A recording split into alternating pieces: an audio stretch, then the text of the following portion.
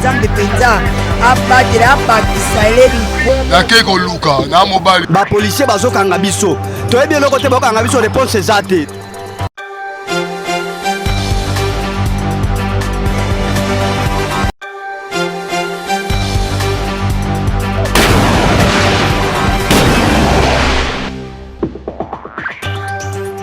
Mag FM Yamokula Lelo Yango et Bandi, merci pour la confiance et fidélité. Nabi qui vous a tellement ébélé à Kolanda.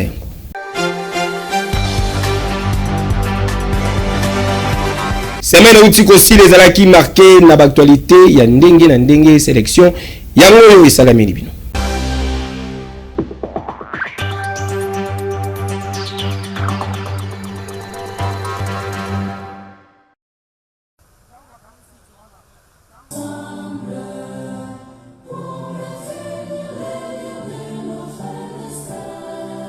L'OMBO ya Union africaine entamé suivi une exécution ya debout congolais cérémonie ya lobi eleki ezalaki na ba caractère nyonso pona ko célébrer ouverture prochaine na Kinshasa ya ba bureau pays ya agence de développement ya Union africaine partenariat ya Sika pona développement ya Afrique. Na présence ya président de la République, son excellence Félix Antoine Tshisekedi Tshilombo, ya premier ministre Judith Suminwa, pe ba représentant ya ba institution financière intercontinentale, ministre ya commerce extérieur Julien Paluku, pe secrétaire exécutif ya AUDA NEPAD, docteur Negros Basinyaki, important accord, oye ko permettre na République démocratique du Congo, azala na bureau moko ya représentation ya agence Oyo, et ko servir d'interface entre République démocratique du Congo, puis AIDA n'est pas de point d'identification, intégration, puis financement, il y a un grand projet. C'est l'équivalent, si je peux dire, de ce que vous attendez souvent le PNUD pour les Nations Unies. Maintenant, c'est notre organe qui a en charge l'exécution de l'agenda 2063. En fait, l'OIA, qui est l'Organisation de l'Unité africaine, a été créée en 1963. Et donc, en 2063, cette organisation de l'unité africaine aura 100 ans. Et elle a tracé une trajectoire qui voudrait qu'en 100 ans, il faudrait que l'Afrique sorte totalement de la pauvreté. En 100 ans, il faudrait que l'Afrique finisse avec les guerres, les famines, les catastrophes. En 100 ans, il faudrait que l'Afrique soit interconnectée. Mais pour y arriver, il faut des projets. Mais pas simplement des projets, il faut aussi des moyens. C'est la raison pour laquelle, en 1991, elle a créé une agence pour dire nous pouvons avoir de belles idées, mais si on n'a pas un organe d'exécution de nos idées en termes de projets, de mobilisation des ressources, en termes de moyens, eh bien, nos idées vont continuer à mourir dans les tiroirs. Alors, la RDC, comme a rappelé madame dans son mot de tout à l'heure, son développement ne dépend plus simplement de nous-mêmes. Le développement de la RDC est une priorité du continent. Parce que les ressources que nous avons, les potentiels que nous avons, ces ressources-là et ces potentiels sont importants pour le développement du continent. Je prends l'exemple du grand projet INGA. Si on réalise dans le cadre de cette agence le projet INGA, on va donner à 300 millions, entre 300 millions et 600 millions d'Africains de l'électricité. Ça montre que on ne peut plus voir la RDC comme pays isolé, mais on doit le voir comme un maillon dans la chaîne de développement du continent. Pour le secrétaire exécutif, il y a AUDA NEPAD, ouverture, il y a bureau, pays, il y a institution na Kinshasa, et quoi accélérer, mise en œuvre, il y a agenda 2063, il y a Union africaine. Le pays est prêt à nous accompagner, sachant que cette agence est le vôtre aussi. Et le nôtre, c'est commun. C'est une agence de l'Union africaine. Donc, ils ont beaucoup d'importance sur l'autosuffisance, le développement de ce pays, de ce continent, doit se faire par les peuples, par les expertises, par notre propre ressource. Vraiment qu'on soit autosuffisant de mettre en œuvre nos programmes de développement. Donc ça, c'est quelque chose qui est profond. Et c'est aujourd'hui, c'est une démonstration d'engagement du président et du peuple congolais. Puisque quand on parle de programme continental, la mise en œuvre de ce programme continental se fait au niveau régional et au niveau national.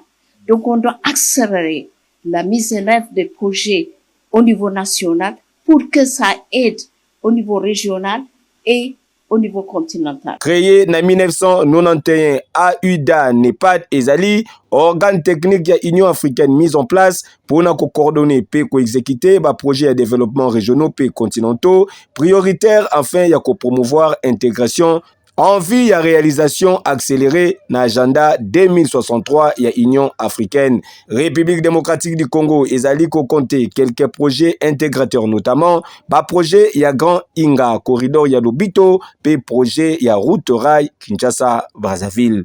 Et que yo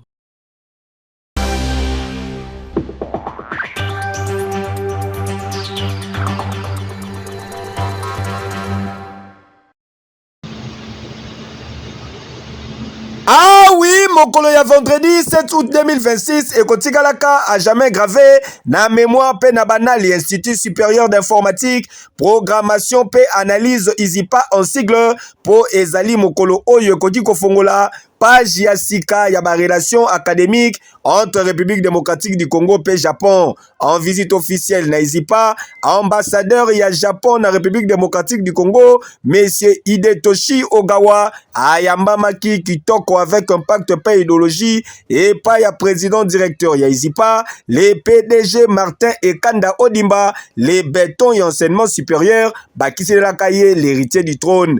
Après séance de travail consacrée à la présentation, il y a histoire, il y a vision, pe ba mission, il y a ISIPA, visite et c'est poursuivaki, na ba découverte, il y a ba différents sites, pe infrastructure, il y a ISIPA. Ba lekaki penza na ba salle ebele, lokola na salle des machines, ba salle de compétences, ba data center, ba salle informatique, pe ba espace dédié na numérique. En tout cas, ezalaki penza esengo makasi pour l'ambassadeur ya Japon na République démocratique du Congo Hidetoshi Ogawa oyo ayoka sango ya ISIPA na musika kasi lelo oyo akiti en personne pour s'imprégner na environnement technologique et académique ya ISIPA oyo kumbamaka na les bétons et enseignement supérieur les PDG Martin et Kanda Odimba. D'abord l'intelligence artificielle réseau technique de maintenance, mais aussi c'est de master en ingénierie en sécurité informatique.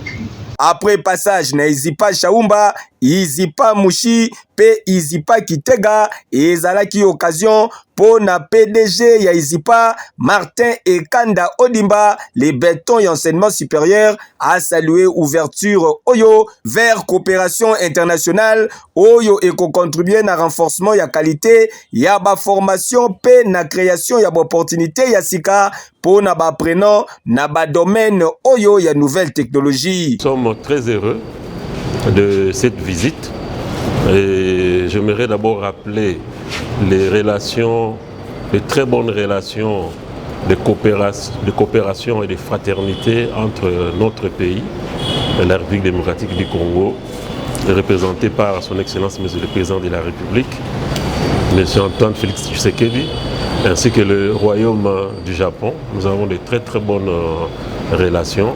Et cela s'est traduit par la place qu'occupe le Japon dans notre pays.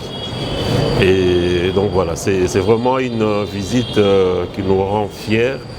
Et surtout, je peux l'insister ici, c'est que c'est monsieur l'ambassadeur qui a choisi de nous visiter.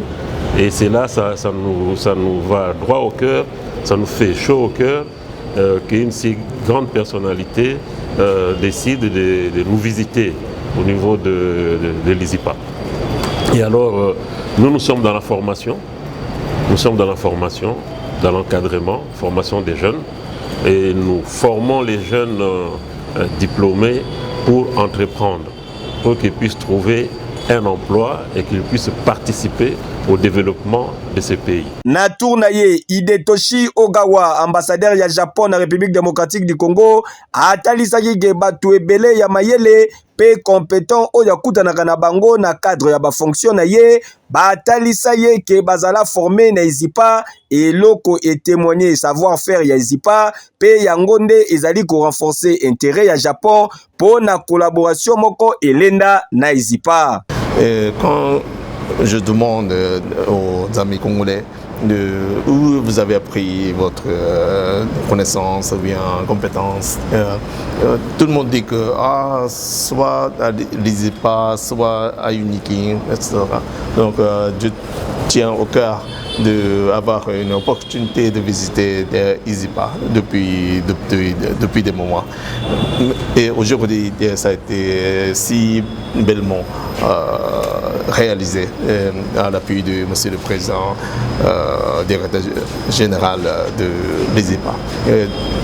J'ai appris beaucoup de choses avec une surprise agréable.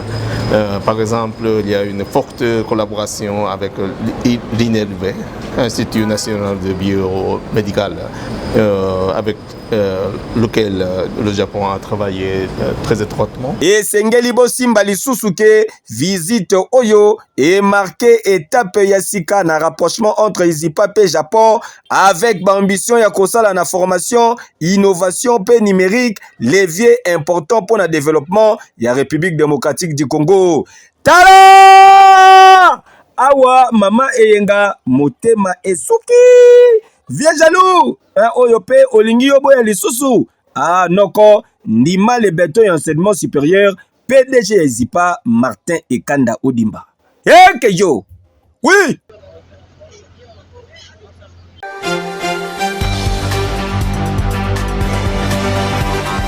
Arrivé lobby l'équipe, plus précisément Mokolo ya lundi 10 août 2026 à bord ya yacht bâton pavillon, ya République démocratique du Congo, président de la République, son excellence Félix Antoine Tshisekedi Tshilombo Fachi Beton à Katisaki Poul Malebo pour nako rejoindre Brazzaville nako komanaye na beach ayambamaki na vice-premier ministre Jean-Jacques Bouya après moi lisolo muke na salon d'honneur cortège ezwaki nzela ya résidence présidentielle ya plateau et Sikawapi président ya République du Congo son excellence Denis Sassou Nguesso azalaki kozelaye et sengeli boyeba ke visite oyo ya Fachi Beton ezali ko témoigner excellente relation diplomatique oyo République démocratique du Congo pays République du Congo entretenaka depuis kala échange entre Denis Sassou Nguesso pe Fachi Beton et portaki notamment sur renforcement ya coopération bilatérale pe banger ya intérêts régionaux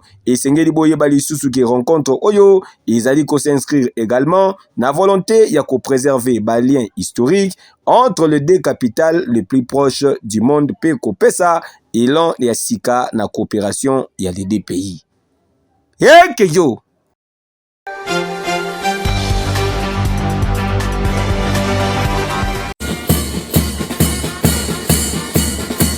ambiance ezalaki particulière lobby eleki na université ya Kinshasa Unikin en sigle et Sikawapi chef ya gouvernement excellence Judith Suminwa Tuluka azalaki élevé na rang ya docteur honoris causa na relations internationales. À l'issue de sa brillante leçon publique et après délibération à huis clos, avons pris la décision d'octroyer le diplôme de docteur honoris causa à Madame la Première ministre Judith Suminwa Tuluka. Premier ministre a considéré qui titre oyo loko la distinction oyo ezali ko interpeller conscience pe ezali ko imposer na ye davantage ba responsabilité na conduite ya affaires publiques. Cette distinction, je crois, consacre un parcours et des valeurs qui dépassent les destins individuels. Les hommages les plus prestigieux imposent avant tout le devoir de poursuivre le service de l'intérêt général avec une rigueur et une éthique sans faille. En acceptant ce diplôme honorifique, je reçois bien plus qu'un honneur. Je reçois une noble mission, celle de continuer à servir la République démocratique du Congo avec abnégation. Cette distinction n'est pas le fruit d'un parcours individuel. Il traduit l'engagement collectif des membres du gouvernement que j'ai l'honneur de diriger.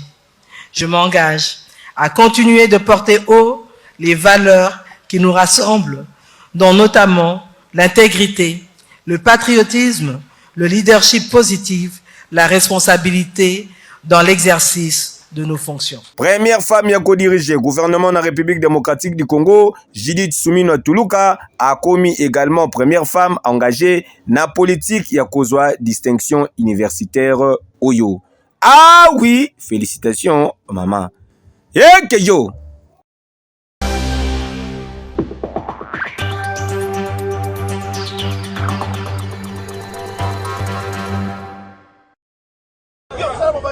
Oyo bozali komona bazali kosala ba pompage boye ezali ba sportif te tozali pe na dojo ya judo te kasi ezali nde batu oyo bazali ko continuer ko poser ba acte ya civisme awa na ville province ya Kinshasa tozali awa na district ya Tchangu misusu bango oyo batiki bango babalukaka zunguluke boye kaka ndenge bozali komona po bakangi bango en flagrant délit bango babandaki kozwa sens cynique na nzela na kouta na parade na commune ya Ntsele esika wapi azalaki na causerie morale na ba troupe na ye po na ko rappeler bango ba mission oyo epesamelaki bango na mokonzi ya mboka son excellence Félix Antoine Tshisekedi Tshilombo Fachi Beton commandant ya taxe force le lieutenant général Jean-Pierre Kasongo Kabwik akangaki batu mosusu bazali kobwaka ba déchets na balabala pe misusu babandaki kozwa contrebande pour na lieutenant général Jean-Pierre Kasongo Kabwik ezali façon ya kohumilie bango te kasi ezali nde sanction moko pédagogique pour na ko sensibiliser davantage batu oyo batikali ezala mbala suba tokani merci papa c'est que ozozo biloko na bino olega na kona sens normal na so de mutonte osuize là na sens normal oke ko bemango ko to kanga bino lisusu we na sens unique pe boye ko baby samsala baninga bazosala wana to kanga bino ba sanction esilaki kaka te na population même ba bâtisseur ya taxe force oyo bazali kotambola mabe bango pe bazalaki sanctionné po mutu moko te azali likolo ya mibeko esengeli boyeba ke message ya commandant ya taxe force en charge ya assainissement ya ville province ya Kinshasa ezali clair mutu nyonso azali na se ya mibeko oya koluka ko saboter ba effort oyo bazali kosala po na ko assainir ville province ya Kinshasa akozwa etumu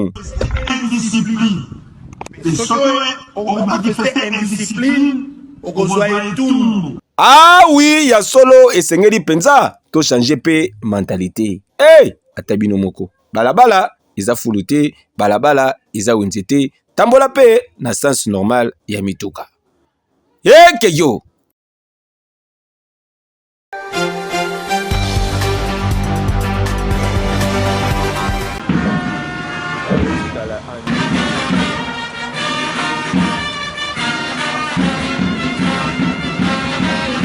À travers parade mixte au Salamaki, lobby eleki na terrain municipal ya Masina, commissaire provincial ya la police nationale congolaise en charge ya ville ya Kinshasa, le général Israël Kantubakulu abengaki belément ya ba forces armées ya République démocratique du Congo, pe ya la police nationale congolaise ya district ya Tchangu na discipline, responsabilité, pe na renforcement ya confiance entre bango pe population. Corona Kitarelo, to restaurer confiance au tozango la peuple aza biso la peuple soki bango bazala kite tina biso pesa te nos missions eza la priorité mosusu te koleka peuple. D'ailleurs le commandant suprême ne cesse de répéter chaque fois peuple d'abord. Donc mission tozali boye pour la peuple. Commissaire divisionnaire Israël Kantu Bakulu a metaki en garde belément oyo basalaka ba dérive oyo zali ko bebisa image ya ba force de défense pe ya ba force de l'ordre. Ba commandika bon changer. Commandika abo koteka misika na kati ya ka ba bomisi poni ba teka lotoko na kati ya ka ba teka bangi na kati ya ka ba futa mbonga commandika. Commandika aussi ba na ba kulula après sur pièce d'attaque à camp ce moyen de la cité bazongi na camp Israël wana bikia wana toti kayabo commandalelo ce commencer de côté la cité donc kimisi bato c'est que yoza mutu zoto se peut comme quantité pour mutu AGC mosala mabe na kati ya mboka na biso mikolo yo il faut utiliser soldats, il faut utiliser policiers. Vous trouvez que c'est normal? Vous avez que Iba a su un policier.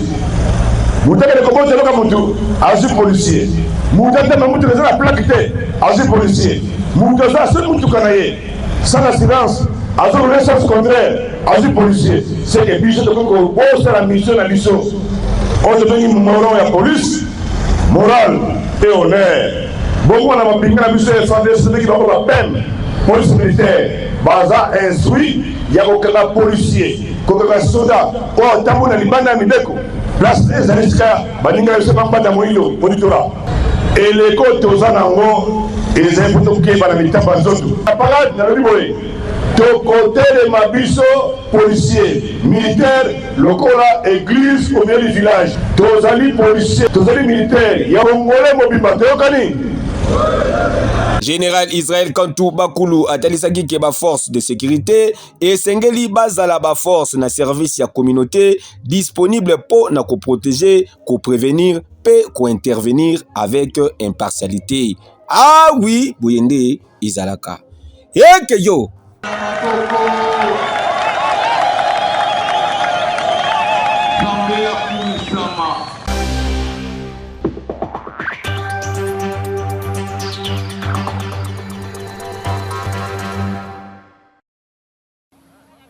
Route Likasi Lubumbashi ezali ko continuer ko enregistrer accident mortel oyo ezali principalement lié na excès de vitesse pe na ivresse au volant. Ba usager ya nzela oyo balingi kisela na volant na ndenge ya kosakana te. En plus de cela, la plupart na bango bazali batu ya bwaka, c'est-à-dire bamelaka masanga ya makasi. Lobi eleki na 53 km ya Lubumbashi, yas moko ebandaki kokende Likasi et pesani bizu na camion moko ebandaki koya vers Lubumbashi. Bilan esali état ya 5 morts, parmi lesquels des chauffeurs na bana basimisa tout. Bakor ya ba victime ezalaki évacué na mutuka ya commission nationale ya prévention routière Saint-Père en sigle oyo ememaki bakor na morgue ya clinique universitaire. Présent na lieu ya drame, directeur provincial ya Saint-Père atalisaki boye. Et à la suite de cet accident, on a malheureusement enregistré des morts, des pertes en vie humaines. Et ce à cause notamment de l'ivresse au volant et de l'excès de vitesse. Pourtant, presque chaque jour, la Saint-Père sensibilise sur le respect du code de la route. Mais malheureusement, l'indiscipline de certains conducteurs nous pousse aujourd'hui à enregistrer des morts. Alors, nous allons maintenant prendre des mesures coercitives et drastiques à l'égard de tous ceux qui se permettent de prendre le volant en état d'ivresse et surtout d'aller au-delà des vitesses limites requises. Et ce pour préserver, n'est-ce pas, les vies des usagers de la route. Vitesse te bandeko malembe volant ezali eloko ya kosala nango masekite tala sikoyo likolo ya presse bandeko bazongisi molimo epa ya kolo nzambe ete ya biso baye totikali nyonso ezalaka théâtre ti.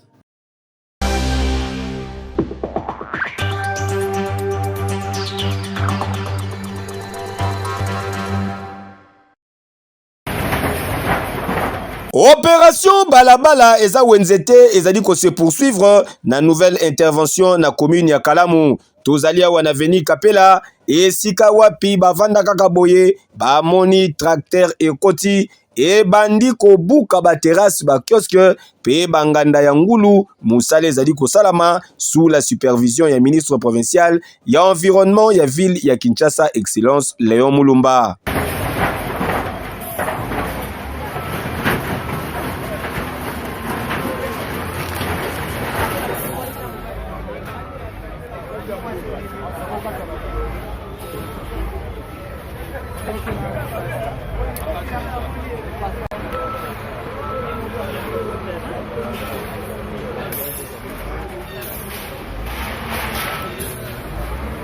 Sur place na Kapela, population tokutaki wana bareagisaki boye. Mibi bazongi na molini ekoti na kapela kitote.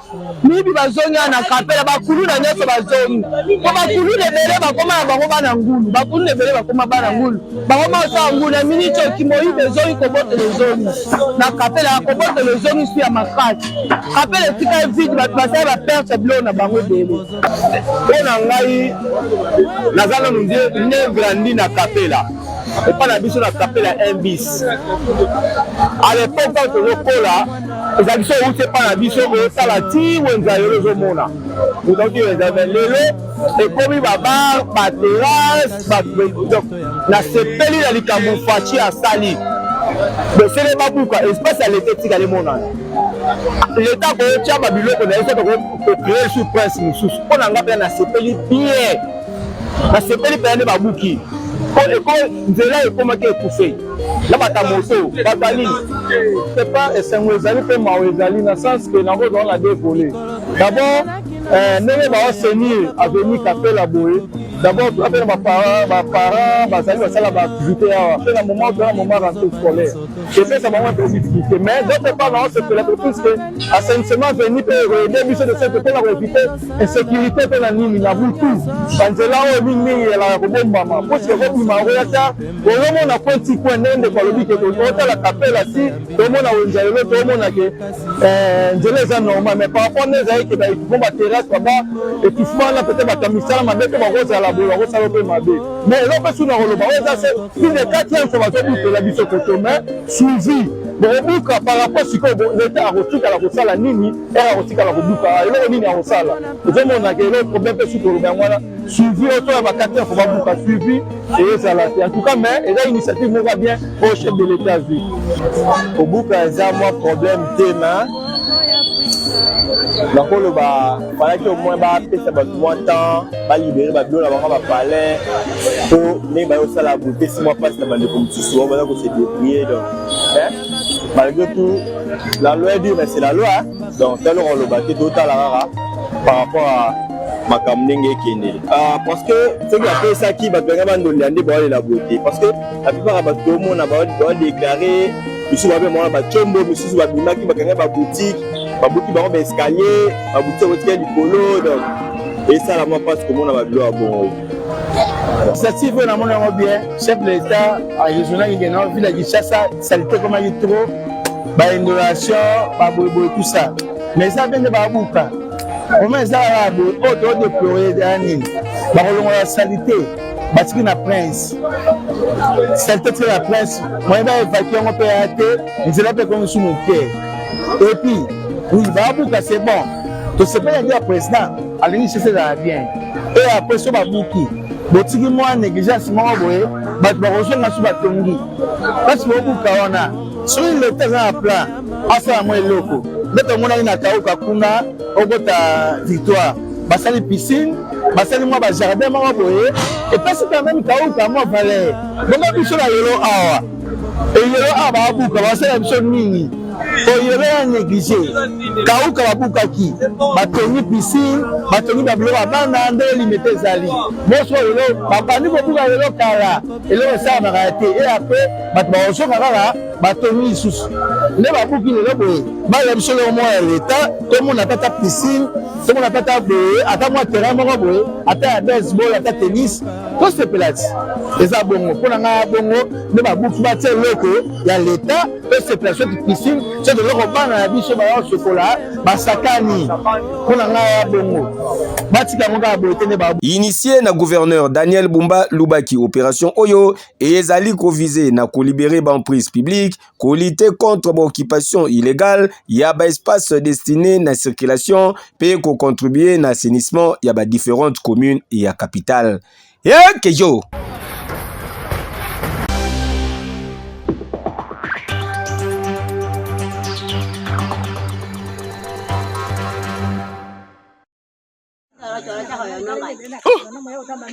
en tout cas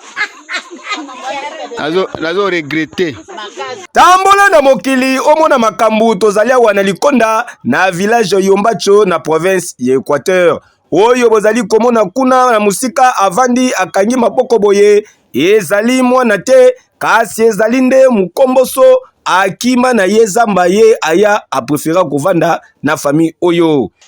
Mokomboso ya mobali eza na mboka awa yoluko Yombacho. Omwende nga zafandi wana avandende na lila na se ya ndimo.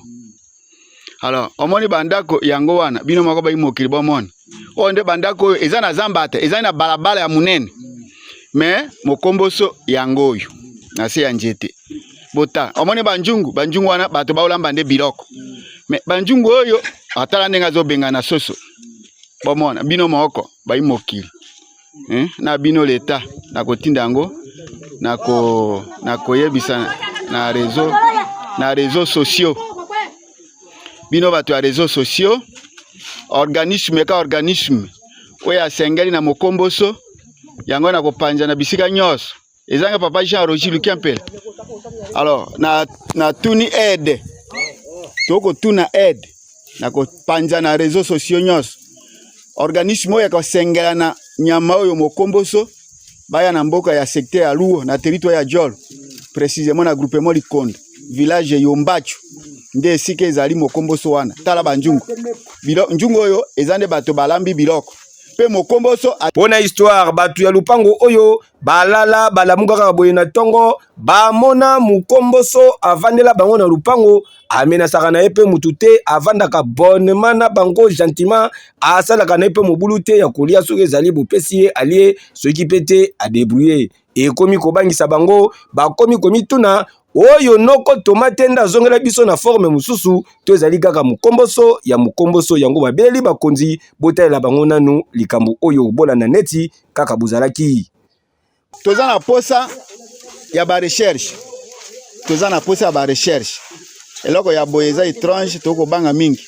Alors bino ba imboka esika bomoni ke toko ikoza na lisungi pona kolanda ba groupe mosusu soki pe ba ratio ezaka itile toko senga na bino boya kota likambo oyo o sala ndenge nini ba esengeli ko salem yango wana toko lela kaka edeya tala na lobi bieke eza na nganda te eza na balabala ya munene na village eza te ke tozane na nganda te nde na village natale ya bato tala moto tala banjungu tala bato ndenge toko salaka tala biso nyonso oyo petima lakisa bwe bamona penga moko bolakisa kana tala na bino moko mokomboso nyama ya matatu ngai jaroje Lukiampel nde naza kolela ke na groupement na biso na secteur ya Luo territoire de Jol likambo ya liboso tomona mokomboso yango tokolela pa na bino ba gouvernement soki aide moko ekoya pona koya kotala eloko oyo boya tokoboma yete uswate mosusu mpe eza pembeni parfois abungaki soki ndenge nini nde tokobenga na bino boya likambo urgence ozala biso solution mpo nyama mpe na bato bakoki kofanda te bakobengana mpe yete ameseni mpe awa tokobenga na bino boya kozwa nyama oyo boya kozwa yango vivant tozwa solution ya nyama oyo mpo nyama na bato bakoki kofanda te tala bino moko mpe na miso na bino botala bakonzi ya mboka bakambi ya ICCN na village Yombacho bazali koluka bino balobi oyo zali noko tomato nani boya ko récupérer mokomboso na bino soki pe akimeli na park nini aya ko se retrouver awa e komi ko bangisa bango kulala kolamuka na nyama ya boye pardon yake yo na balabala mitugezoleka me nyama elongwi zamba tala bino moko na miso eza likambo moko tala kaka toyebi te tala na position normale ya nyama oyo ok.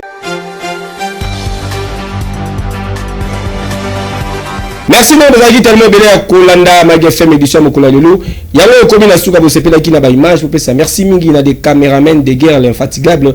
Dans la sati bozalaki na sima caméra régie finale sima maki na directeur technique na biso Gela Mouya autrement dit Coco Mouya. Bamata Bakita Baba Lukan Mabele fils Manibo Ika machine na préférable. Zambe penza abatela abakisa elebi nake koluka na mobali bapolisier bazokanga biso toyebi eloko te bakokanga biso réponse eza te